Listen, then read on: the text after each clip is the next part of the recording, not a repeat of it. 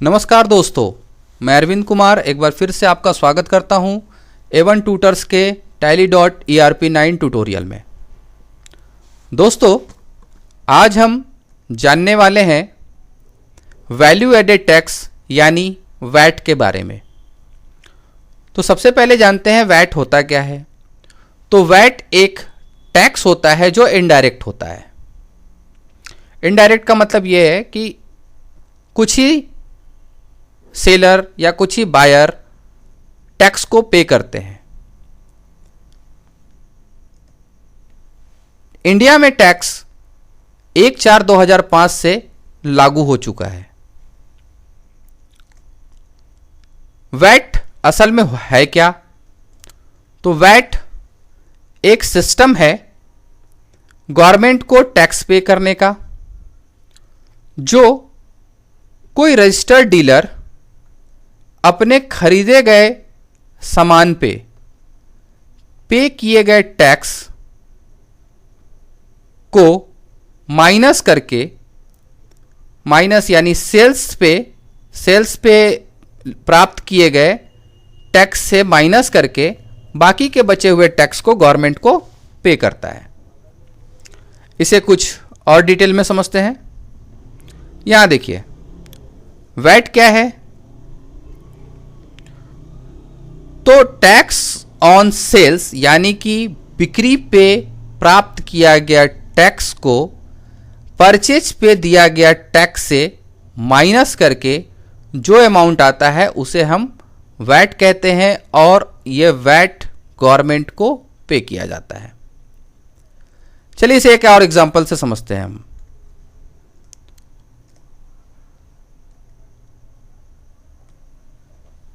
ये देखिए, ये हमने एक टेबल बनाया है। इस टेबल को जरा समझते हैं।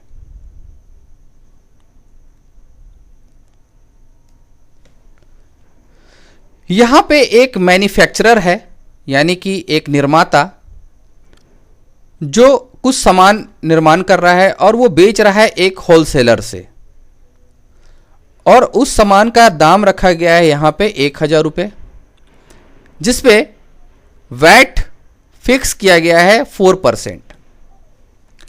तो अब होलसेलर को जो पैसा पे करना पड़ेगा वो पे करना पड़ेगा 1040 रुपये। क्यों? क्योंकि 1000 का 4% 40 रुपये होता है, और जो रेट है उसमें वैट अमाउंट जोड़ करके होलसेलर को पे करना होगा मैन्युफैक्चरर को। तो यहां पे जो वैट पे किया गया वो किया गया 40 रुपीज का। और ये वैट किसने पे किया? ये वैट पे किया होलसेलर ने। यहां पे मैन्युफैक्चरर ने कोई भी वैट पे नहीं किया। तो जो नेट वैट का भुगतान किया गया है वो कितना किया गया है? 40 रुपए का। अब होलसेलर अब वो सामान को बेचता है एक रिटेलर से, और अब उस सामान का रेट है 2000 रुपए। अब इस 2000 रुपए के सामान पे भी 4% का वैट फिक्स किया गया है। तो अब यहां पे उस सामान का रेट हो चुका है 2080 रुपए।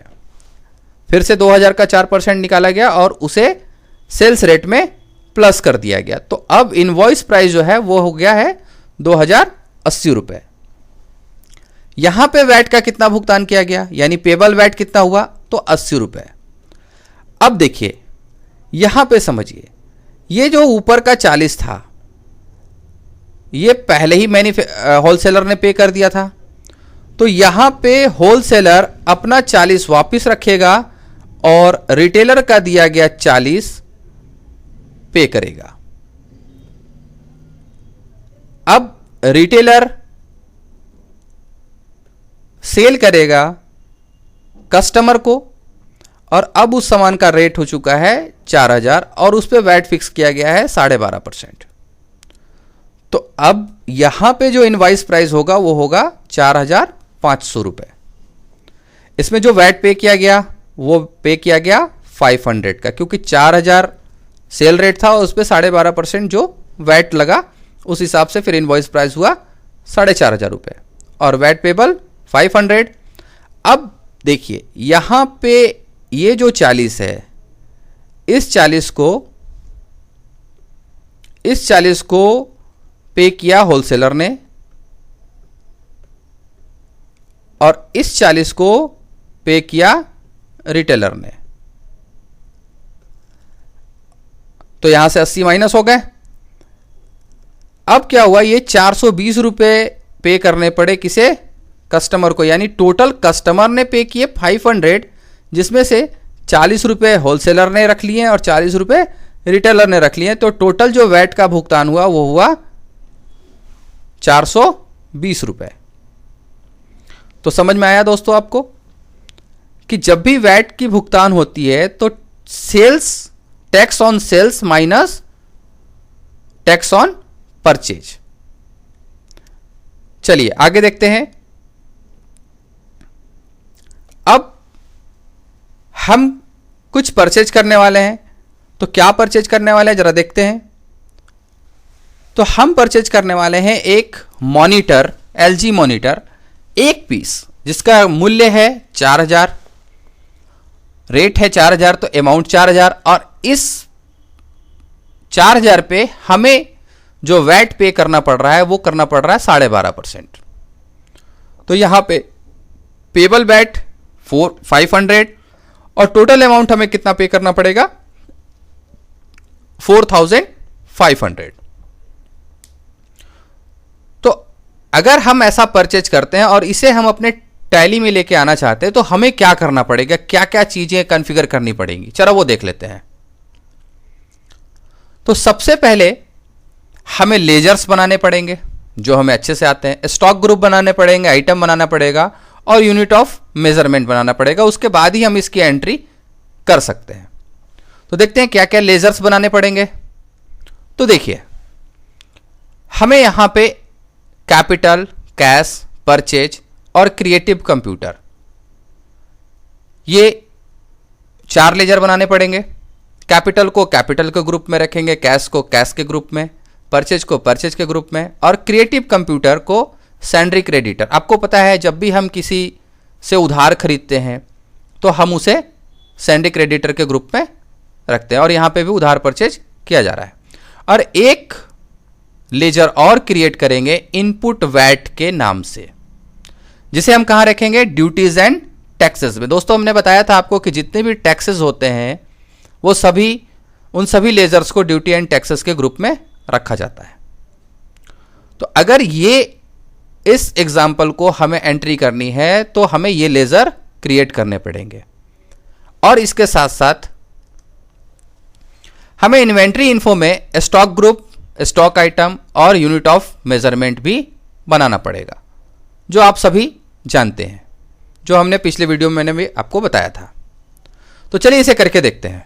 इसके लिए हमें टैली में आना होगा। तो हम टैली में आ चुके हैं।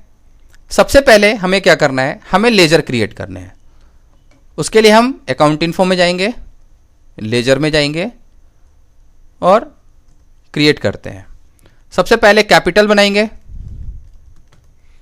क्योंकि जब तक हमारे पास कैपिटल नहीं होगा हम कोई भी परचेजिंग नहीं कर सकते हैं। तो कैपिटल हमने बनाया और हमने उसको कैपिटल के ग्रुप में रखा। उसके बाद हमें कैश बनाना है। कैश को कैश इन हैंड में रखेंगे।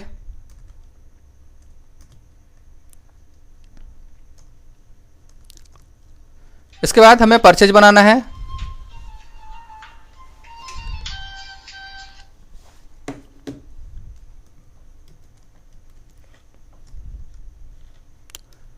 परचेज को हम परचेज के ग्रुप में रखेंगे।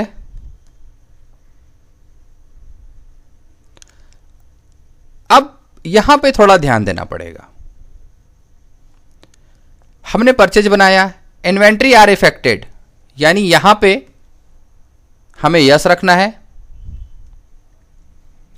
एंटर प्रेस करते हैं। अब यहां पे ध्यान दीजिए, यूज वैट रिटर्न, यहां पे हमें करना है यस।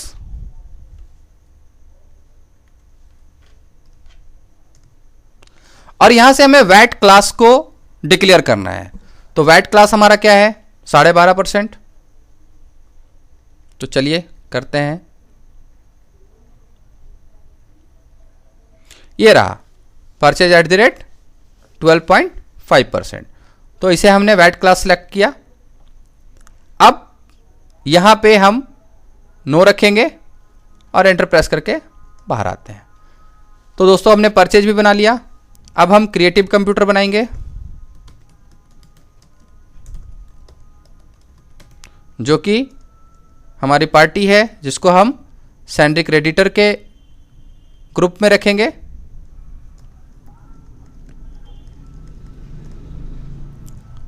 और एक और लेजर बनेगा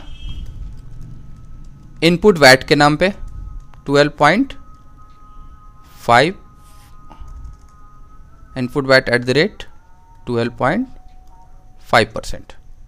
एंटर प्रेस करते हैं। इसे रखेंगे हम ड्यूटीज एंड टैक्सेस में। तो ये रहा हमारा ड्यूटीज एंड टैक्सेस। अब यहां पे ध्यान दीजिए, हमें कौन सा टैक्स सेलेक्ट करना है। तो वैट, तो हम यहां पे वैट सेलेक्ट करेंगे। इनपुट वैट यहां पे सेलेक्ट करेंगे। अब यहां पे वैट क्लास बोला जा रहा है, तो वैट क्लास कितना है, इनपुट वैट 12.5%। यहां पे नॉट एप्लीकेबल रखेंगे और एंटर प्रेस करके बाहर आते हैं। एक बार देख लेते हैं कि हमने सभी लेजर क्रिएट किया है या नहीं किया है। तो देखिए, कैपिटल बना लिया हमने, कैश बना लिया, क्रिएटिव कंप्यूटर बना लिया, इनपुट वैट बना लिया और परचेज बना लिया। देखते हैं, हमसे यही कहा जा रहा था। तो यहाँ देखिए, capital, cash, purchase, creative computer और इनपुट वैट। तो हमने सभी लेजर बना लिए। अब हमें क्या करना है, अब हमें करना है इन्वेंट्री इन्फो में काम करना है। तो इन्वेंट्री इन्फो में क्या करना है, स्टॉक ग्रुप बनाने हैं, स्टॉक आइटम बनाना है और यूनिट ऑफ मेजरमेंट बनाना है। चलिए इसे भी करते हैं। अब हम आ चुके हैं इन्वेंट्री इन्फो में। सबसे पहले स्टॉक ग्रुप हम करते हैं कंप्यूटर।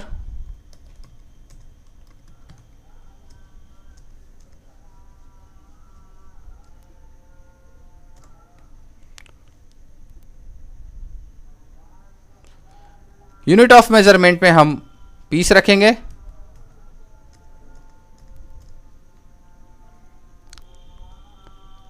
और स्टॉक आइटम में क्या है, हमारा स्टॉक आइटम देख लेते हैं एक बार।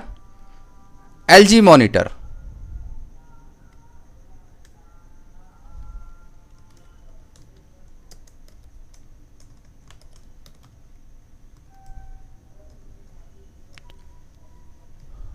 Under computer piece not applicable, और ये हमारा बन गया स्टॉक आइटम।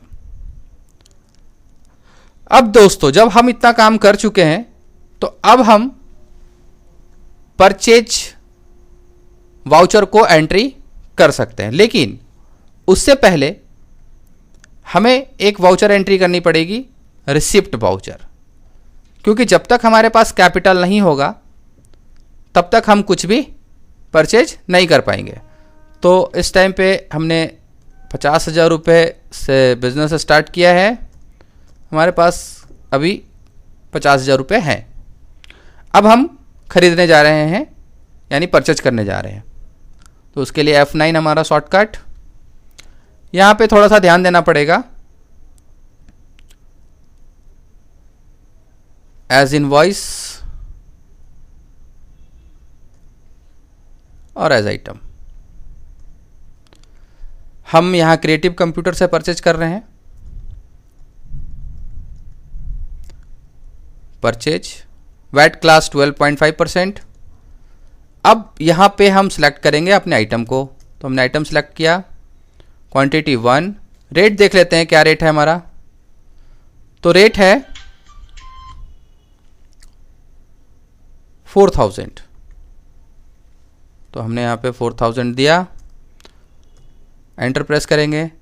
अभी देखिए, यहाँ पे ध्यान देंगे दोस्तों कि जब तक इस लाइन से नीचे अगर हम नहीं आते हैं तब तक वैट एंट्री नहीं होगी। तो हमें एक बार और एंटर प्रेस करना होगा। और ये देखिए, हम लाइन को क्रॉस कर चुके हैं। अब यहाँ पे स्पेस करेंगे और ये रहा हमारा इनपुट वैट। तो देखिए, अब वैट की रेट आ चुकी है, यानी कि 500 रुपये आ चुके हैं। अब टोटल प्राइस कितना हो चुका है, 4,500 रुपये। अब एंट्री करके हम बाहर आते हैं। तो दोस्तों समझ में आया आपको, एक परचेज वाउचर में इनपुट वैट की एंट्री करना और उसके लिए हम क्या क्या कॉन्फ़िगर्स करते हैं, किन किन लेजर्स को बनाते हैं, इन्वेंट्री इन्फो में क्या काम करते हैं। तो आप इसे करके देखें। इस वीडियो के लिए इतना ही, मिलते हैं अगले वीडियो में बहुत सारी जानकारियां लेकर के। तब तक के लिए धन्यवाद।